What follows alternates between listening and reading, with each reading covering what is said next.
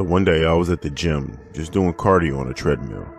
It was pretty empty, not very many people were there on a Thursday at noon. I always use the treadmills in front of the mirrors so I can pay attention to the surroundings. I was on a treadmill 2 away from the end and all of them were empty except one at the opposite end. This man gets on a treadmill right next to me, which is weird, but okay.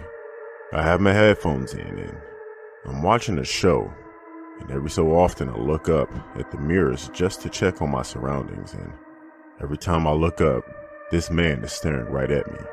Around 37 minutes of my 45-minute planned cardio workout, he drops his phone, but he drops it on the side that I'm on, off his treadmill. I was watching in the mirror and he basically threw it down next to me. He gets off the treadmill, picks his phone up, and then he taps me on my shoulder. Now, I never took my headphones out, so I couldn't really hear what he was saying, but it seemed like he introduced himself, but I never caught his name. And then he asked my name and I gave him a fake one.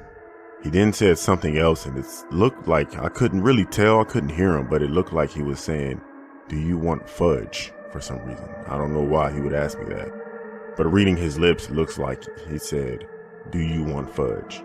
Again, I couldn't hear him. I just nodded and I returned to my show, clearly uninterested in whatever he was saying. At this point, I only had like 5 minutes left, and every time I looked in the mirror, he was staring right at me.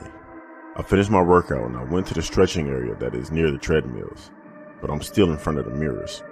I also took a glance at how long he'd been on the treadmill, and it was something like 8 minutes or so, but it wasn't long enough to get a workout or even a warm-up. When I moved to the stretching area, he moved to the closest machine and was still staring at me. I actually caught him staring at me when I was on my back and I had my legs behind my head. Yes, that is a stretch that I do. He then walked a little closer, and at that point I took off and I got out of there. I ran out the door. I didn't look back at all. I got to my car, sat down, turned it on, and I grabbed my seatbelt.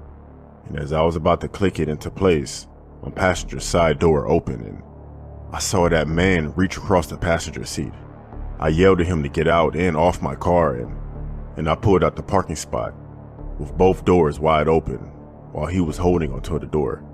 He fell off the car after holding on for about 20 meters.